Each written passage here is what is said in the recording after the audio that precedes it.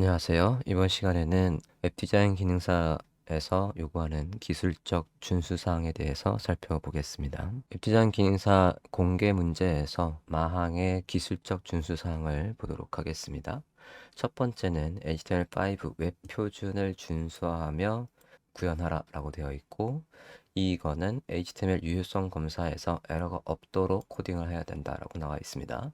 시험장에서는 인터넷이 불가하기 때문에 유효성 검사 사이트에서 여러분이 작성한 걸 넣고 검사를 할 수가 없어요. 그래서 평소에 웹표준 검사를 해서 어떤 부분에서 오류가 자주 나는지 확인을 한 다음에 시험장에서는 오류 없이 작성하는 것이 필요하겠습니다. 자, 그러면 실제 샘플에서 어떤 부분이 주로 유효성 검사에서 에러가 나는지 살펴보도록 하겠습니다. 자, 샘플 폴더에서 파트 1 폴더를 열어보도록 하겠습니다. 파트 1 폴더를 비주얼 스튜디오 코드에서 폴더 열기로 한번 열어볼게요. 자, 폴더를 열었고 폴더에서 해당 부분 지금 HTML 헤드, 바디 안에 다양한 내용들이 작성이 되어 있습니다.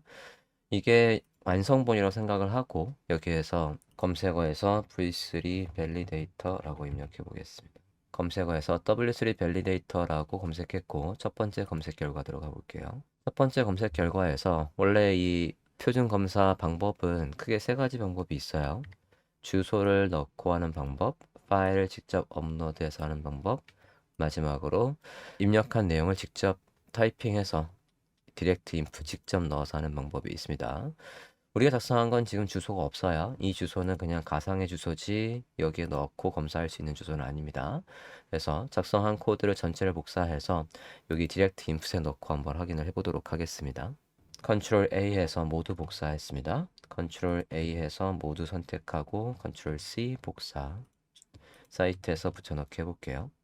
그러고 체크를 해보도록 하겠습니다. 자, 이렇게 체크를 했을 때 화면상 안에 화면과 같이 오류가 없으면 모두 정상적으로 작성을 하신 거고요. 여기에서 이제 일부러 오류를 한번 만들어 보도록 하겠습니다. VS 코드 다시 한번 볼게요. 첫 번째, 자, 일단 웹표준 검사에서 오류 나는 가장 기본적인 사항은 태그를 열고 닫는 걸 제대로 안 했을 때 발생을 합니다. 지금 화면처럼 H1 시작 태그가 있고 종료 태그가 이렇게 있습니다. 마찬가지 H2 내부 이런데 만약에 실수로 내부를 안 닫았다. 일단 VS 코드에서 작업을 했다면 태그를 못 닫을 일은 없어요. 이 VS 코드가 자동으로 이렇게 종료 태그를 만들어 주기 때문에 그런 실수를 할 일은 없지만 간혹 수정하다가 실수로 지우는 경우도 있단 말이죠. 제가 이제 내부를 한번 지워 볼게요. 내부를 지우고 이 코드를 다시 밸리데이트를 한번 해보도록 하겠습니다. 다시 전체 코드를 넣고 확인해 볼게요. 자, 내부를 지웠더니 화면과 같이 unclosed element라고 해서 닫혀있지 않는 태그가 있다. 지금 전 내부를 지웠지만 지금 바디 안에서 닫혀있지 않은 태그가 있다라고 하고 있고 그 원인은 여기 내부 지금 라인 수가 이렇게 있거든요. 이 라인 수를 보고 확인하시면 되겠어요. 자, 이렇게 내부 태그가 안 닫혀 있을 때 다시 닫아보도록 하겠습니다. 슬래시를 하면 자동으로 이렇게 해서 종료 태그를 만들어 주고 있어요. 자, 또 한 가지 실수하는 것들은 특히 이제 이런 A 태그들도 안 닫혀 있으면 여기도 한번 하나 지워 볼게요. 그러고 다시 한번 검사를 해 보겠습니다. 이번에는 A 태그를 닫지 않았어요. 그랬을 때 화면과 같이 지금 A 태그 때문에 굉장히 많은 게 깨졌습니다. A 태그 하나 지웠는데 지금 보시면 li의 end 태그가 보이는데 오픈된 게 있다. 그러니까 li 안에 오픈된 게 있다는 거예요. 얘가 오픈이 돼 있지 않습니까? 다시 한번 닫으면 그러면 오류가 이제 해결이 될 거고요. 또 한 가지 자, 지시사항에서 이제 볼드되어 있는 거 지금 W3 밸리데이터에서 오류가 없는지 확인해서 수정하고 있고 CSS는 별도의 파일로 제작되어 링크되어야 된다. 그 얘기는 지금 화면에 있는 것처럼 CSS가 이렇게 별도의 파일로 분리되어 있어야 된다는 얘기입니다. 다음엔 자바스크립트 코드도 별도의 파일로 제작되어 연결되어야 하고 내장된 개발 도구 콘솔에서 오류가 표시되지 않아야 한다. 자, 이것도 별도의 파일로 제작을 해서 한번 연결해 보겠습니다. 자, 지금은 스크립트를 제가 여기에 넣어놨는데 이것도 별도의 파일로 분리를 해 볼게요. 자, 스크립트 태그에 소스의 속성 값에다가 JS 폴더 안에 main.js와 연결하겠다라고 했어요. 그럼 지금 예시에는 JS 폴더가 없습니다. 이 아이콘을 이용해서 JS 폴더를 만든 다음에 그 안에 이 새 파일을 만들기 위해서 아이콘을 클릭하고 main.js라고 만들어 볼게요. main.js에다가 여기에 있는 이 코드를 넣어서 한번 확인을 해 보겠습니다. 얘는 지울게요. 자, 이러고 main.js 이거 지금 document write에서 변수명 write 타이틀을 화면에 출력해라 라는 뜻이에요. 순수 자바스크립트 코드고 얘를 이용해서 한번 작성을 해볼게요. 이러고 라이브 서버를 봤을 때 개발자 도구에서 F12 눌러서 개발자 도구에서 자, 개발자 도구는요 기본적으로는 이렇게 하단에 있거나 브라우저의 하단에 있거나 여기 이 부분 보시면 브라우저의 오른쪽에 있거나 아래쪽에 있거나 또는 왼쪽 또는 별도의 창. 저는 일단 아래쪽에 놓고 한번 볼게요. 아래쪽에 놓고 보고 있습니다. 자, 그랬을 때 지금 화면과 같이 일단은 기본적으로 이 페이지와 연결 안 돼 있는 전 프로덕트 1 JPG, 2 JPG가 없거든요. 이게 파일이 연결 안 됐다. 이거는 경로가 잘못되어 있는지 확인할 필요가 있고요. 실제 저 파일이 없는지 있는지 확인을 하실 필요가 있겠습니다. 저 같은 경우에는 지금 저 파일이 없습니다. 여기 없기 때문에 지금 안 나오는 거고요. 다시 한번 화면 볼게요. 그 다음에 여기 main.js에서 여기 지금 콘솔 얘기하는 거예요. 지시사항의 콘솔은 F12 눌러서 콘솔 창 여기에 main.js의 title is not defined 라고 돼서 타이틀이 정의된 적이 없다 라고 해서 에러가 나오고 있습니다. 이런 에러가 있으면 안 된다는 얘기예요. 자, 그 다음에 4번은요. 별도로 지정하지 않은 상호작용이 필요한 모든 컨텐츠, 로고나 메뉴, 버튼, 바로가기, 링크들이요. 그런 링크들은 탭으로 이동할 수 있어야 된다. 자, 이거는 뭔지 한번 볼게요. 자, 브라우저 화면 다시 보고요. 개발자 도구 잠깐 끄겠습니다. 키보드에 탭을 눌렀을 때 이렇게 링크에 포커스가 걸리는 걸 얘기하는 거예요. 탭 해서 모든 링크에 저런 식으로 포커스가 이동해야 된다. 탭으로 이동할 수 있어야 된다. 입니다. 그리고 사이트는 다양한 화면 해상도에서 일관성 있는 레이아웃을 제공해야 된다. 이 부분은 지시사항에 있는 이 와이어프레임에 있는 것대로 그대로 구현하시면 해결이 될 준수사항이 되겠습니다. 그 다음에 웹페이지의 전체 레이아웃은 테이블 태그 사용이 아니라 CSS를 통한 레이아웃을 해야 된다. 이전에 옛날에는 HTML 짤 때 레이아웃을 뭐 이런 레이아웃이 있다라고 해볼게요. 왼쪽에 이렇게 사이드가 있고 오른쪽에 내용이 있다. 내용에서도 위에 이렇게 구분이 돼 있다. 라고 하면 옛날에는 이걸 다 테이블 태그로 짜고 tr 안에, td 안에, td 안에 또 td 안에서도 위에 칸과 아래 칸을 만들기 위해서 그 안에서 또 테이블을 쓰던 시절이 있었어요. 그렇게 짜지 말라는 얘기입니다. 그렇게 짜면 웹표준도 준수하는 게 아니고 왜냐면 테이블은 실제로 표처럼 나오는 레이아웃에만 쓰는 거지 페이지 전체가 표는 아니거든요. 그래서 쓰지 말라는 얘기고 이 테이블 태그를 쓰게 되면은 나중에 반응형을 할 수가 없습니다. 테이블을 쪼개서 가로로 나타나던 것들을 세로로 배치하는 그런 게 불가능하기 때문에 쓰시면 안 돼요. 다음에 브라우저에서 CSS를 사용 안 함으로 설정한 경우에 컨텐츠가 세로로 배치되어야 된다. 자, 이 부분은 지금 예제에서는 확인하기가 좀 쉽지 않습니다. 왜냐하면 CSS가 있긴 있지만 CSS한 레이아웃이 별도로 짜 있는 게 없거든요. 한 가지만 볼게요. 한 가지 보면 브라우저면 보겠습니다. 지금 보시면 여기 메뉴가 가로로 배치되어 있어요. 메뉴가 가로 배치되어 있는 건 내부 URL의 여기 li를 플렉스를 이용해서 가로 배치했기 때문에 그렇거든요.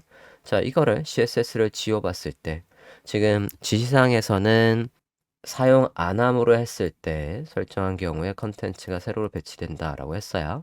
한번 보도록 하겠습니다. 자, CSS를 별도로 끄는 기능은 지금 크롬에서는 없어요. 그래서 설정에 가서 HTML 태그에서 이 부분을 잠깐 주석 처리해서 주석 처리는 컨트롤 슬래시로 할 수 있습니다. 컨트롤 슬래시하고 브라우저면을 볼게요. 그랬을 때 앞서는 여기 메뉴가 가로 배치되어 있었거든요. 이런 것들이 다 세로로 원래 태그의 성격 인라인 요소면 글씨처럼 옆으로 이어지고 블록 요소라면 아래로 이렇게 배치되는 원래 태그의 속성대로 화면에서 출력이 되는지 그 부분을 이 준수사항이 물어보고 있는 겁니다. 자, 그 다음에 타이틀의 텍스트, 타이틀 텍스트, 바디 텍스트 각각의 글씨들은 적절하게 사용해서 위계질서를 구현하라는 얘기예요.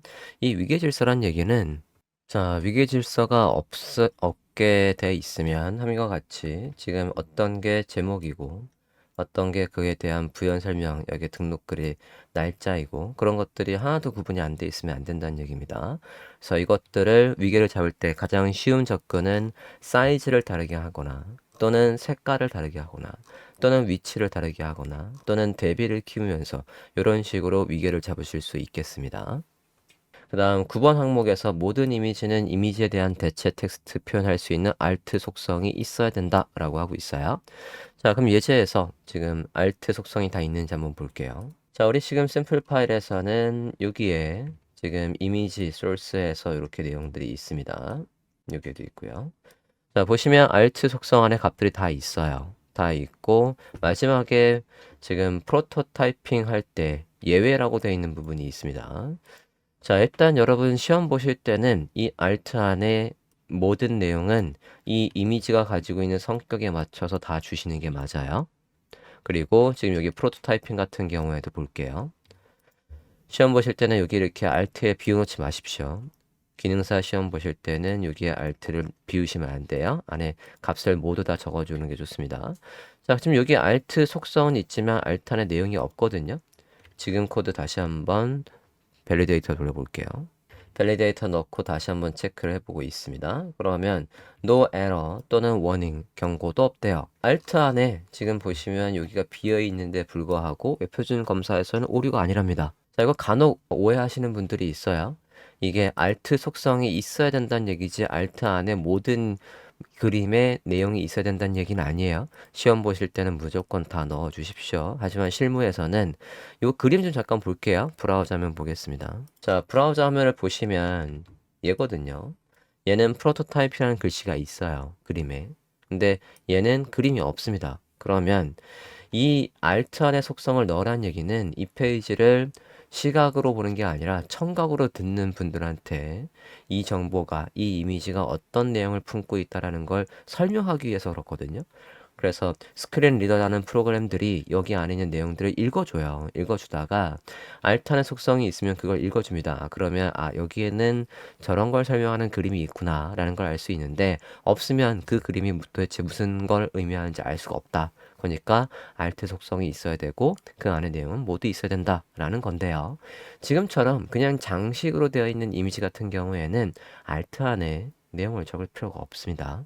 그 부분을 웹 접근성 가이드를 보고 한번 해볼게요. 자, 구글 검색에서 웹 접근성, 네이버의 웹 접근성 가이드라고 했고요. 첫 번째 검색 결과를 들어가 볼게요.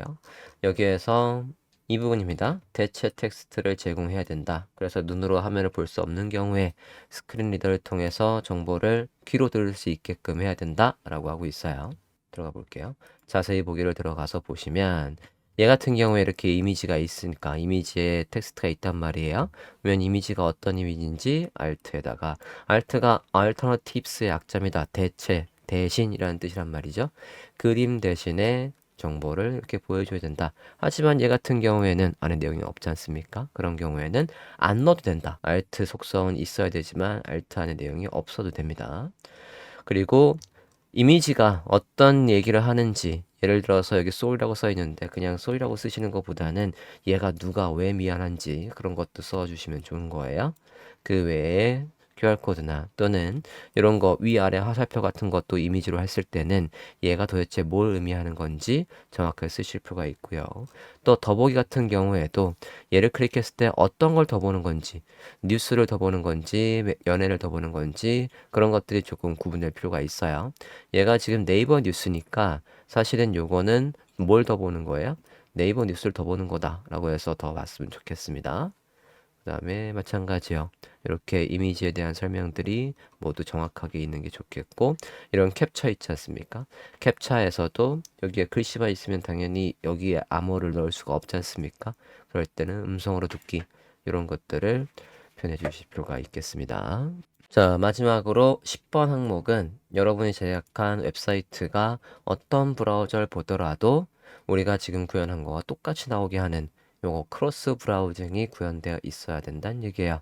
일단은 시험에서는 엣지랑 구글 크롬에서 동일하게 표현돼야 된다라고 나오고 있습니다. 사실 MS 엣지는 구글의 기본 핵심 엔진을 그대로 쓰고 있기 때문에 구글 크롬에 맞추면 얘는 별도로 맞출 필요가 거의 없습니다.